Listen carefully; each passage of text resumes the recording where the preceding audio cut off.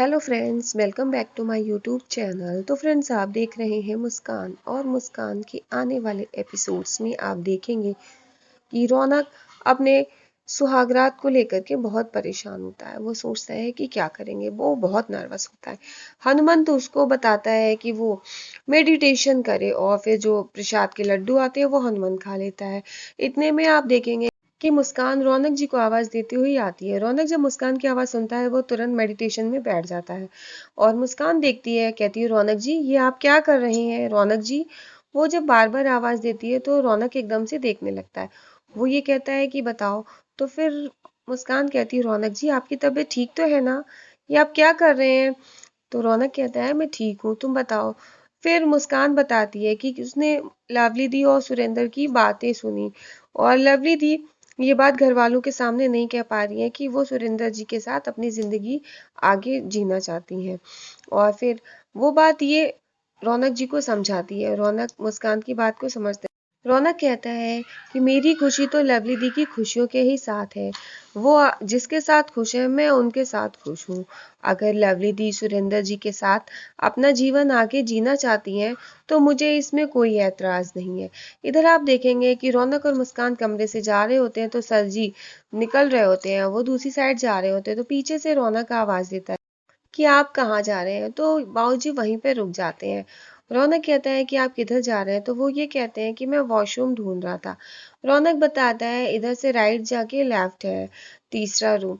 तो वो चले जाते हैं। इधर रौनक और मुस्कान दोनों लोग गायत्री जी के कमरे में जाते हैं। गायत्री जी अपने सर जी को याद करके रो रही होती हैं क्योंकि करवा चौथ होती है। और आप देखेंगे कि गायत्री जी के पास जो बाबूजी होकर के गए उन्होंने गायत्री जी को यादों के बारे में इतना कहा और वो सर जी के बारे में सोचने लग गई। इतने में रौनक आ जाता है और रौनक कहता है कि माँ क्या सोच रही हो। तो गायत्री जी कहती हैं कि आज करवा चौथ है, मुझे तुम्हारे पापा की बहुत याद आ रही है। तो रौनक कहता है कि वो इंसान कहलाने के लायक ही नहीं थे। आपको पता है कि वो किस तरह के आदमी थे, और वो आपके आंसुओं के लायक नहीं थे कि आप उनके लिए आंसू बहा रही हैं। पोंछ लीजिए अपने आंसू। फिर रौनक के कहने पर गायत्री जी अपने आंसू पोंछ लेती हैं। रौनक कहता है हम हैं ना आपके साथ। और फिर आप देखेंगे रौनक और मुस्कान वहीं खड़े होते हैं। रौनक और मुस्कान दोनों लोग गायत्री जी को बताते हैं लवली दी के बारे में कि वो अपनी लाइफ में सुरेंद्र जी के साथ आगे बढ़ना चाहती हैं। और फिर इधर आप देखेंगे रात को करवा चौथ की पूजा की सब तैयारियां हो जाती हैं। चांद निकल आता है और मुस्कान चांद को अर्घ देती है और फिर चंद्रमा की पूजा करती है। और उसके बाद छलनी में दिया रख के वो पहले चांद को देखती है और फिर उसके बाद वो रौनक जी का चेहरा छलनी में देखती है। और फिर छलनी में रौनक जी का चेहरा देख करके वो अपनी पूजा पूरी करती है। और रौनक भी मुस्कान को देख रहे होते हैं। इधर सर जी ये सब देख करके उन्हें बहुत गुस्सा आ रहा होता है। और मुस्कान और रौनक दोनों लोग अपनी पूजा पूरी करते हैं। मुस्कान रौनक जी की आरती उतारती है और सर जी ये सब देख रहे होते हैं। सर जी को जरा भी अच्छा नहीं लग रहा होता है। और मुस्कान फिर जो हाथ में लोटा होता है वो लेती है तो रौनक उनको पानी पिलाता है। और फिर उसके बाद माँ के कहने पर वो बर्फी खिलाने ही जा रहा होता है। इतने में रौनक को चक्कर आ जाते हैं और वो बेहोश हो जाता है और वहीं पर गिर जाता है। सर जी ये सब देखते हैं और उनको बहुत गुस्सा आ रहा होता है। डॉली देखती है, डॉली कहती है भैया ये क्या हो गया, भैया उठो। और सभी लोग रौनक को उठा रहे होते हैं। फिर रौनक के फेस पर पानी छिड़का जाता है और रौनक के फेस पर जब पानी छिड़कते हैं तो रौनक को होश आ जाता है। इधर गायत्री जी कहती हैं कि क्या हुआ बेटा, तुझे क्या हो गया। तो रौनक के बारे में हनुमंत बताता है कि भैया जी का भी आज करवा चौथ का व्रत हो गया, उन्होंने भी सुबह से कुछ भी नहीं खाया है। तो मुस्कान कहती है वो खाना, तो हनुमंत बताता है कि वो खाना आपके देवर ने खा लिया। और फिर मुस्कान देखती है रौनक की तबीयत ठीक नहीं है। फिर रौनक का भी वो व्रत खुलवाती है। इधर आप देखेंगे हनुमंत कहता है सॉरी भाभी, वो सब मैंने खा लिया। और फिर मुस्कान और रौनक दोनों लोग साथ में खड़े होते हैं। इधर लवली देख रही होती है और रौनक मुस्कान का व्रत खुलवाता है। इधर सर जी भी वहीं पर खड़े ये सब देख रहे होते हैं। और रौनक मुस्कान को और मुस्कान रौनक को दोनों को बर्फी खिलाई जाती है और दोनों का व्रत पूरा होता है। इधर मुस्कान खड़ी होती है तो रौनक अपनी माँ को इशारा कर देता है लवली दी के लिए, और मुस्कान भी इशारा करती है और गायत्री जी भी, तीनों के इशारे हो जाते हैं।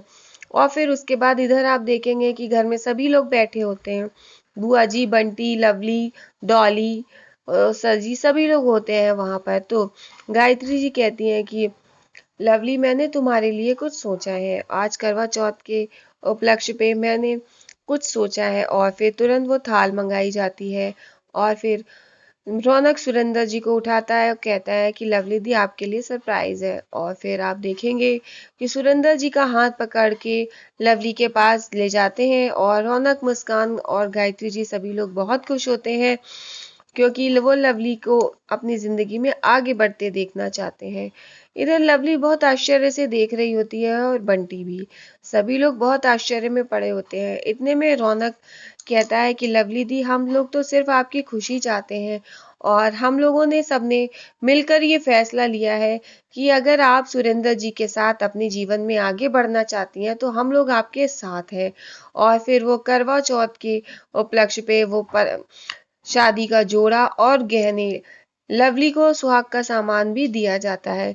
लवली जब वो परात खोलकर देखती है तो उसमें ये सारी चीजें रखी होती हैं। लवली और सुरेंद्र खड़े होते हैं, लवली की आंखों से आंसू आ जाते हैं और लवली कहती है, माँ ये क्या है? तुरंत वो परात फेंक देती है।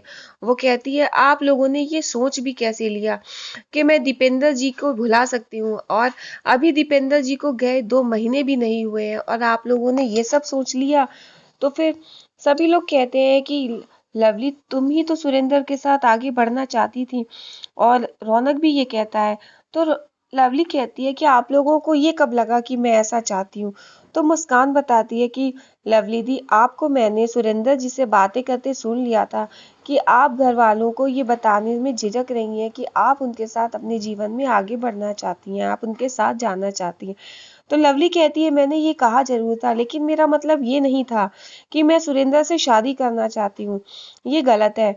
और इधर सर जी ये सब देख करके काफी खुश होते हैं। इधर लवली बताती है कि वो दीपेंद्र को कभी नहीं भूल सकती, वो दीपेंद्र से ही प्यार करती थी, है और करती ही रहेगी। और वो अपने जीवन में आगे बढ़ने का मतलब ये नहीं है कि वो दीपेंद्र को भुलाना चाहती है, वो अपने ससुराल के बारे में सोच रही थी। और फिर लवली बहुत रोती है, वो ये कहती है कि आप लोगों ने ऐसा सोच भी कैसे लिया। फिर रौनक लवली दी से हाथ जोड़कर माफी मांगता है कि लवली दी, आप मुझे माफ कर दीजिए, मुझसे गलती हो गई। और घर के सभी लोग लवली से माफी मांगते हैं, लेकिन मुस्कान ये कहती है कि पर लवली दी, आप ही तो कह रही थी। तो लवली कहती है कि मुझे पता है कि ये सब मुस्कान ने ही किया है, मुस्कान को नहीं पसंद है कि मैं इस घर में रहूं, और मुस्कान ने ये सब किया। मुस्कान, कल ही तो हमने तुम्हारे फेरों पर ये वचन लिए थे और मैंने तुम्हें वचन दिया था और तुमने, और आज तुम मेरे साथ ऐसा कर रही हो। तुमको मुझसे क्या दुश्मनी है? अगर तुम्हें मेरा इस घर में रहना पसंद नहीं है तो तुम मुझे बता दो। मैं सोचती थी इस घर के दरवाजे मेरे लिए हमेशा खुले हैं, पर ऐसा नहीं है। और माँ, आपने ऐसा कैसे सोच लिया कि मैं दीपेंद्र जी को भुला सकती हूँ? और लवली ये रो रो के सब बता रही होती है। मुस्कान काफी अफसोस में होती है, कुछ नहीं बता पा रही होती है। मुस्कान कहती है कि पर लवली दी, आपने ही तो ऐसा कहा था। पर लवली कहती है, मैंने कहा था, लेकिन ऐसा कुछ मेरा इरादा नहीं था। मैं दीपेंद्र को नहीं बुलाना चाहती और ना मैं सुरेंद्र के साथ ऐसा कुछ सोच रही हूँ। तुम लोगों ने गलत समझा। और मुस्कान ने तो यही चाहा कि मैं इस घर से चली जाऊं, मैं इस घर में ना रहूं, ये घर मेरा नहीं है। और फिर ये सब बातें वो कहती है तो सर जी कहते हैं, वाह बेटा वाह, तू तो बड़ी ड्रामेबाज निकली, तूने तो बहुत अच्छी एक्टिंग की है। इधर आप देखेंगे कि लवली रो रो के कह रही होती है तो रौनक कहता है कि लवली दी, प्लीज मुझे माफ कर दीजिए, मुझसे गलती हो गई। तो लवली कहती है कि रौनक, मैं जानती हूँ कि तू ये जो मुस्कान नाम का जाप करता रहता है ना, बस कर रौनक, बस छोड़ दे ये सब करना, और अब तू इन सब से बाहर निकल कर भी देख और सोच। इधर सर जी ये सब देख करके काफी खुश हो रहे होते हैं। इधर गायत्री जी, मुस्कान और रौनक तीनों लोग इस बात के लिए अफसोस करते हैं कि इनसे गलती हो गई, और इधर सर जी ये सब देख करके बहुत खुश होते हैं।